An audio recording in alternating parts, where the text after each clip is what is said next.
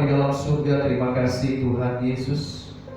Ini pujian kami pada saat ini ya Tuhan, yang mengatakan bahwa jalan Tuhan tidak terselam di dalam hidup kami. Oleh sebab itu, apapun yang saat ini sedang terjadi dalam hidup kami, apapun yang sedang kami alami ya Tuhan, kami percaya bahwa Allah kami adalah Allah yang luar biasa, yang dimana jalan-jalannya pasti membawa kebaikan. Terima kasih Tuhan Yesus. Kami berdoa bersyukur kepada Tuhan kalau pada pagi hari ini kami masih boleh beribadah kepada Tuhan melalui sosial media ini ya Tuhan. Biarlah semuanya menjadi berkat. Terima kasih Bapa di dalam surga. Dan pada saat ini dalam pemberitaan firman Tuhan ini, biarlah Tuhan sendiri yang ambil alih, Tuhan sendiri yang menyampaikan isi hatinya bagi kami. Sembunyikan hamba-Mu di balik salib-Mu. Biarlah kebenaran firman Tuhan saja yang boleh dinyatakan, sehingga kami semua yang mendengar, baik kami yang memberitakan, kami sama-sama diberkati Tuhan. Terima kasih Bapa di dalam surga, ini doa kami. Terpujilah nama Tuhan. Dalam nama Yesus kami berdoa. Haleluya. Amin. Puji Tuhan. Saudaraku yang terkasih dalam nama Tuhan, Shalom. Shalom. Apa kabarnya? Puji Tuhan. Luar biasa. Kabar baik. Yes, yes, yes. Saudara yang ada, yang saat ini sedang mengikuti ibadah ini, saya percaya bahwa kabar kita ada dalam keadaan baik. Amin. Amin. Saudaraku yang terkasih di dalam nama Tuhan kita Yesus Kristus, pada saat ini puji nama Tuhan, kita tetap bisa beribadah kepada Tuhan meskipun hanya melalui media sosial pada saat ini, online saat ini. Lalu saya percaya bahwa ini tidak membatasi kuasa Tuhan buat setiap kita, tidak membatasi kuasa Tuhan bekerja di dalam hidup kita.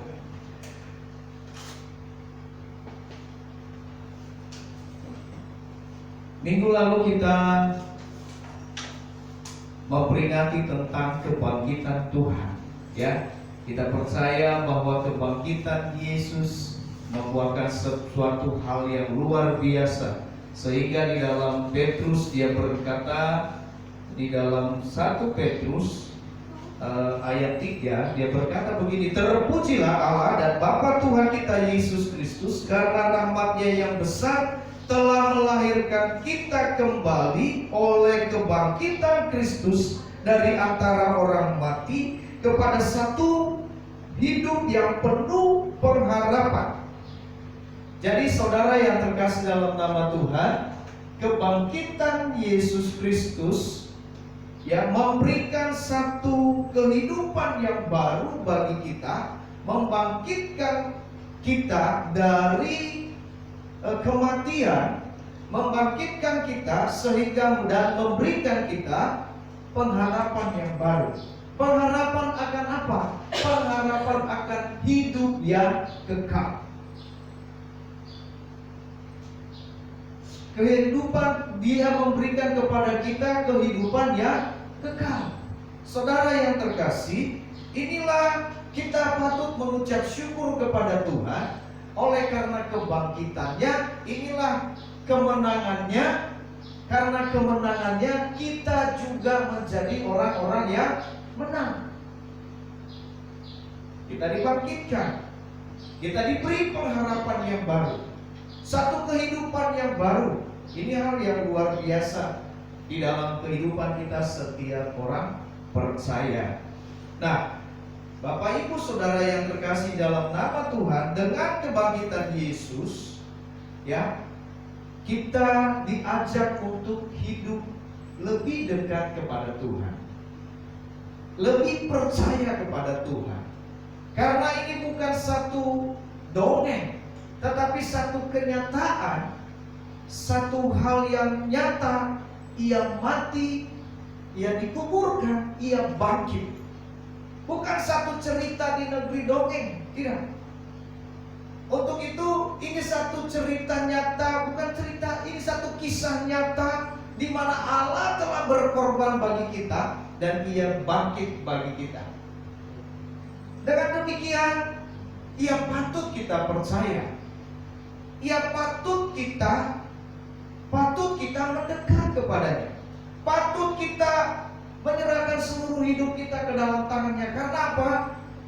Firman Tuhan berkata, dia segala kuasa telah diberikan kepadanya, baik di bumi maupun di surga. Nah, kalau segala kuasa telah diberikan kepadanya, apa yang membuat kita ragu untuk datang kepadanya? Apa yang membuat kita ragu untuk berharap kepadanya? Apa yang membuat kita ragu untuk tidak mau memuji, tidak mau menyembah, tidak mau bersyukur kepadanya? Karena Ia jamin akan hari esok. Saudara yang terkasih dalam nama Tuhan, tidak ada satupun di antara kita yang tahu akan apa yang terjadi pada hari esok. Bahkan nanti siang, bahkan mungkin selesai kita ibadah, kita tidak tahu apa yang terjadi. Tetapi Dia tahu akan hari esok. Dia yang bangkit itu tahu akan hari esok. Maka daripada itu kita percayakan hidup kita, karena Dia tahu hari kita ke depan. Karena Dia tahu hidup kita ke depan. Nah, kalau Dia tahu hidup kita ke depan, saya percaya hidup kita akan menjadi lebih baik ketika kita menyerahkan hidup kita. Kenapa? Dia berkata, masuklah dalam rencanaku, karena rencana yang Tuhan lakukan adalah rencana yang mendatangkan damai sejahtera. Kalau kita mungkin bisa bertanya, bagaimana damai sejahtera? Situasi sekarang ini seperti ini, ya, bukan semakin baik, malah sekarang sudah tidak boleh keluar, tidak boleh jualan, ya, dilakukan yang namanya, sejak dilakukan yang namanya PSBB. PSBB, saudaraku yang terkasih dalam nama Tuhan, ya, hanya beberapa yang berdagang, hanya beberapa yang bisa buka. Semua wajib pakai masker, ya. Dalam minggu ini, ya, saudaraku yang terkasih dalam nama Tuhan.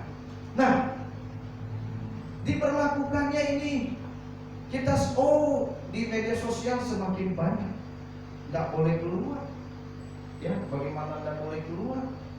Ya, seperti itu. Lama-lama mati di dalam rumah, nggak ada yang tahu. Tidak, ya. Saya mau sampaikan, bukan berarti ketika kita diam di rumah lalu kita bengong, ya. Ketika kita diam di rumah kita tidak bersosialisasi.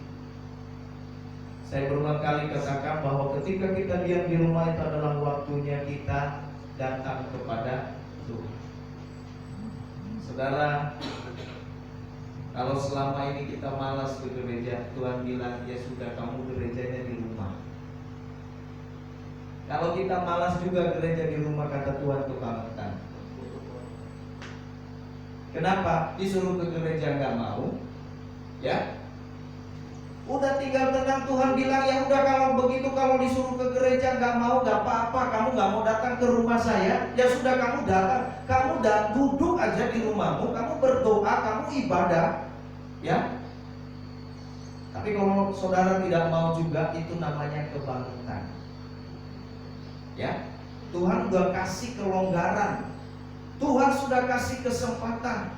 Artinya Tuhan bilang, oh, kalau kamu susah untuk datang ke rumahku, mungkin karena kamu malu, mungkin karena kamu gak punya persembahan, mungkin karena kamu sakit. Saudaraku yang terkasih dalam nama Tuhan, sekarang pun tidak ada alasan untuk kita tidak ibadah. Meskipun engkau sakit, ya, meskipun engkau sakit, engkau bisa, ya, online, ya. Masa nonton YouTube bisa, giliran ibadah online tidak bisa, ya.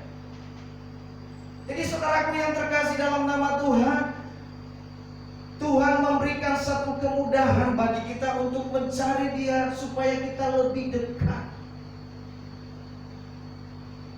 Itu tujuan kebangkitan daripada Kristus, supaya ia mudah ditemukan. Amin. Amin. Kristus begitu mudahnya ditemukan. Jadi saudaraku yang terkasih dalam nama Tuhan, jangan sia-siakan kesempatan yang ada. Lalu ada yang bilang, alah Pak, yang punya kuota mah bagus, kalau kita mah kuotanya cetek. Telkomsel sudah memberikan, ada kuota ketengan. Kuotanya bisa diketek. Ini bukan iklannya. Nah, tapi masing-masing provider sekarang memberikan supaya Anda tetap di rumah. Amin. Ya. Saya lihat di atas bukan lagi merek provider yang ada di handphone saya. Kalau saya lihat bukan providernya yang ada, tapi di rumah aja. Sehingga ketika saya bingung, saya pakai kartu apa ini? Ya. Akhirnya saya cek, ternyata kartu ini. Ya, kenapa? Saya pakai 2 SIM, dua-duanya di rumah aja. Yang mana SIM 1, SIM 2 nih? Ya, karena satu provider yang satu, provider yang kedua adalah provider yang lain. Jadi saudaraku yang terkasih di dalam nama Tuhan, gunakan kesempatan. Tidak ada alasan buat kita. Ya, saya lihat ya banyak anak-anak Tuhan yang online, banyak anak-anak Tuhan yang setiap harinya ya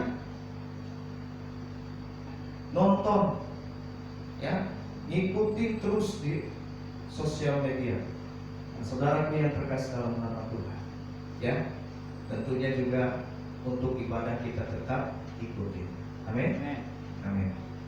Jadi saudaraku yang terkasih dalam nama Tuhan, ini waktunya kita fokus sama Tuhan. Hidup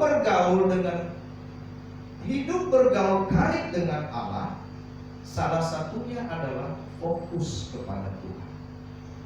Ya. Fokus dengan Tuhan. Fokus pada saat ini kita harus fokus. Kita fokus beribadah kepada Tuhan. Kita fokus kepada Tuhan. Seluruh kehidupan kita, mata kita, pendengaran kita fokuskan sama Tuhan. Tubuh, jiwa, dan roh fokus di hadapan Tuhan ketika kita beribadah kepada Tuhan. Nah, saudaraku yang terkasih di dalam nama Tuhan, sebelum jauh kita baca dulu dalam kebenaran firman Tuhan.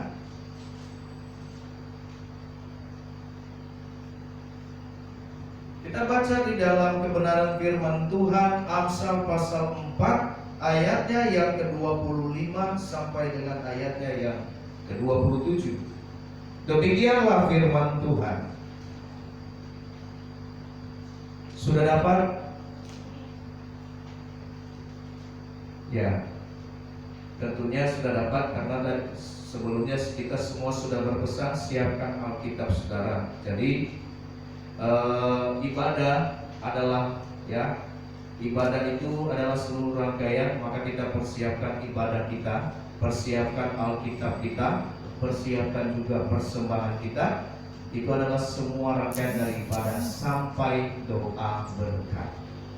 Jadi saudara yang terkasih dalam nama Tuhan yang mengikuti ibadah saat ini, jangan keluar dari siaran langsung ini sampai doa berkat. Demikianlah firman Tuhan di dalam Amsal 4 ayat 25 sampai 27. Dia berkata, biarlah matamu memandang terus ke depan dan tatapan matamu tetap ke muka. Tempuhlah jalan yang rata dan hendaklah tetap segala jalanmu. Janganlah menyimpang ke kanan atau ke kiri. Jauhkanlah kakimu dari kejahatan. Saudaraku yang terkasih di dalam nama Tuhan kita Yesus Kristus, hidup kita bergaul karib dengan Allah. Salah satunya adalah kita harus fokus kepada Tuhan. Fokus berarti menyerahkan seluruh hidup kita, totalitas hidup kita, ya, kita fokuskan kepada satu arah. Seperti misalnya kamera. Ya, kamera banyak sekarang di handphone autofocus benar, tapi ada juga yang manual. Ya, biasanya kalau autofocus itu saudaraku yang terkasih dalam nama Tuhan, kita fokuskan di satu titik, lalu yang lain pasti buram. Betul? Ya. Kalau kita coba nanti ya, yang lainnya buram, oh hanya muka kita doang yang kelihatan. Ya. Itu namanya fokus kepada satu titik. Jadi saudaraku yang terkasih dalam nama Tuhan, kita ambil seluruh kekuatan, sumber kekuatan dari mana kita forsirkan, lalu kita pusatkan dalam satu titik, kita fokuskan kepada satu titik, itu yang namanya fokus. Nah, fokus ini seluruh kehidupan kita fokuskan kepada Tuhan. Rencana kita, pikiran kita, perkataan kita, tindakan kita mau fokus kepada Tuhan. Itu namanya hidup bergaul karib dengan Tuhan. Enggak ada ketika kita bergaul karib dengan Tuhan, kita fokus hanya mata kita saja, tangan kita kemana-mana. Ketika kita ibadah kepada Tuhan, ya mata kita fokus kepada Tuhan, tetapi pikiran kita berkata, jualan saya bagaimana ya? Ini ibadah secara langsung. Waduh, ada notifikasi lagi, harganya berapa? Waduh, bagaimana ini? Kalau saya keluar ibadah putus. Hah? Nggak mungkin, ya? WA masuk, cingkring. Ya, satu bungkus berapa? Wah, ini kesempatan. Kue bolu 5 bungkus 5 dus berapa? Usaha saya, kita fokus, mata kita fokus, tapi pikiran kita, wah. Mata kita fokus, pikiran kita fokus, saudaraku. Wah, hidup kita nggak fokus. Nah, ini yang coba mau katakan, ketika kita hidup bergaul karib dengan Tuhan, kita harus fokus sama Tuhan. Apa yang harus kita fokuskan kepada Tuhan? Saudaraku yang terkasih dalam nama Tuhan, firman Tuhan berkata kepada kita pada hari ini, dia berkata, biarlah matamu memandang terus ke depan, dan tatapanmu tetap ke muka. Saudaraku yang terkasih dalam nama Tuhan, yang artinya bahwa pandangan kita pertama-tama bahwa mata kita tertuju kepada Tuhan. Fokus. Apa yang kita fokuskan? Pertama adalah pandangan kita. Ya, fokuskan pandanganmu hanya kepada Tuhan. Ketika engkau ada di dalam masalahmu, engkau tetap fokus sama Tuhan. Ketika engkau ada di dalam sakit penyakitmu, pandanganmu harus tetap kepada Tuhan. Ketika engkau ada di dalam masalahmu, engkau hadapi masalahmu, engkau pandang kepada Tuhan. Kenapa kita harus memandang kepada Tuhan? Saudaraku yang terkasih, Amsal berkata, kenapa kita harus menunjukkan mata kita kepada Tuhan? Kenapa kita harus memandang? Karena saudaraku yang terkasih, ketika kita memandang kepada Tuhan, maka kita tidak gagal fokus. Ya, ketika kita memandang kepada Tuhan, maka kita akan mengerti, kalau dulu Tuhan sudah tolong saya, masakan Tuhan sekarang nggak tolong saya. Amin. Amin. Kalau dulu Tuhan pernah sembuhkan penyakit saya, masakan sekarang Tuhan tidak sembuhkan penyakit saya. Makanya firman Tuhan berkata, arahkan pandanganmu tetap ke depan, matamu tetap. Artinya apa? Gak goyah, ya, gak kemana-mana, matanya jelalatan, ya kan? Ya. Jadi saudaraku yang terkasih di dalam nama Tuhan kita Yesus Kristus, ini firman Tuhan berkata bahwa pertama-tama yang kita fokuskan kepada Tuhan adalah pandangan kita. Sehingga ketika fokuskan pandangan kita kepada Tuhan, maka apa yang Tuhan katakan, apa yang Tuhan lihat, kita mampu untuk lihat. Makanya banyak orang yang bertahan di dalam kondisi sesulit apapun karena pandangannya tetap terarah kepada Tuhan. Daud berkata bahwa sampai dalam lembah kekelaman sekalipun aku tidak takut bahaya. Kenapa? Ia fokus kepada Tuhan. Tapi orang yang tidak fokus sama Tuhan itu bingung. Ketika masalah datang, ia jauh dari Tuhan. Ketika masalah datang, problem datang dalam hidupnya, ia stres. Jadi gagal paham. Orang ngomong A, dia B, C. Yang kedua, saudaraku yang terkasih dalam nama Tuhan, apa yang kita fokuskan kepada Tuhan? Dia berkata begini, tempuhlah jalan yang rata dan hendaklah tetap segala jalanmu. Saudaraku yang terkasih dalam nama Tuhan, firman Tuhan berkata, jikalau hari ini engkau tetap beribadah tetaplah beribadah kepada Tuhan. Jangan jauh dari Tuhan. Amin. Jangan engkau jauh. Dia berkata, tempuhlah jalan yang rata, hendaklah tetap segala jalanmu. Jalan yang kita jalani hari-hari ini adalah apa? Kita hanya mau fokus kepada Tuhan. Jangan berubah. Jangan ubah arah jalan. Jangan ubah arah jalan sesuai keinginanmu. Tapi yang Tuhan mau adalah tetaplah langkahmu. Karena ketika engkau tetapkan langkahmu, engkau akan sampai engkau akan tiba pada tujuan. Ada amin? Amin. Kita akan tiba dengan di tempat tujuan kita pada waktunya. Kalau kita tetap, artinya saudaraku yang terkasih, setialah di jalan, setialah berjalan bersama Tuhan. Ya, tetapkan langkah saudara. Jangan goyah. Ya. Jangan bilang, ikut Tuhan. Ikut Tuhan, gara-gara ikut Tuhan saya tidak dapat sembako. Yang lain dapat sembako. Ya. Ikut sana, teman-teman saya banyak dapat. Bisa sampai minggu 15 karung beras. Gitu. Saya ikut Tuhan, nggak kelewatan dulu. Ya, karena yang ditanya apa? Kamu Kristen bukan? Bukan, saya Kristen. Oh, ini khusus untuk yang ini aja. Aduh Tuhan, hebat. Nunggu-nunggu dari hamba Tuhan, dari gereja, kok nggak ada ya? Gitu. Ada masker doang bagi-bagi. Emang bisa makan masker?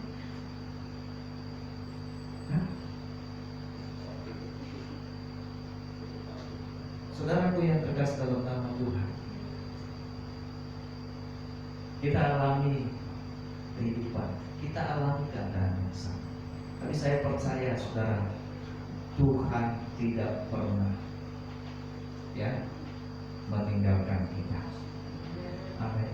Apapun kondisi kita, saudara, Tuhan pasti tolong kita. Amin. Saya mau tanya kepada sidang jemaat Tuhan yang nggak dapat sembako, ada nggak makan sehari? Enggak, pasti makan. Ya, sesulit-sulitnya hidup ini ketika percaya kepada Tuhan. Makanya saudara yang terkasih dalam, jangan ubah langkah. Orang kadang-kadang ketika dia ubah begitu sedikit lagi saudara mau sampai, dia ubah arah jalannya, dia kembali lagi dari awal, jauh lagi. Ya. Hendaklah tetap segala jalan. Kalau engkau sudah biasa berbuat baik, lakukanlah ya. Baik, tetaplah baik, tetaplah mengasihi. Ada amin? Yang ketiga, saudara yang terkasih dalam nama Tuhan, firman Tuhan berkata, janganlah menyimpang ke kanan atau ke kiri, jauhkanlah kakimu daripada yang jahat. Saudaraku yang terkasih, apa yang kita fokus kepada Tuhan, apa yang kita fokuskan kepada Tuhan adalah ketindakan kita. Ya, kita nggak usah lakukan hal, kita nggak usah menyimpang ke kiri, kita nggak usah menyimpang ke kanan, tetapi setiap tindakan kita terarah kepada Tuhan. Fokus kepada Tuhan. Jangan berpikir kalau saya lakukan ini saya dapat imbalan enggak. Kadang-kadang orang berbuat baik, lihat dulu siapa yang dia tolong. Ya. Orang berbuat baik itu kadang-kadang dia lihat dulu siapa yang dia tolong, menguntungkan atau tidak. Kalau orang ini saya tolong, besok-besok dia bisa tolong saya enggak? Kalau kira-kira bisa tolong saya, berarti saya mau tolong. Tapi kalau kira-kira orang ini saya lihat ke depan dia tidak bisa tolong, wah, saya tidak mau tolong. Kenapa? Hidupnya agak melarat dikit. Jadi apa sih yang saya harapkan? Tidak ada. Saya tidak mau tolong.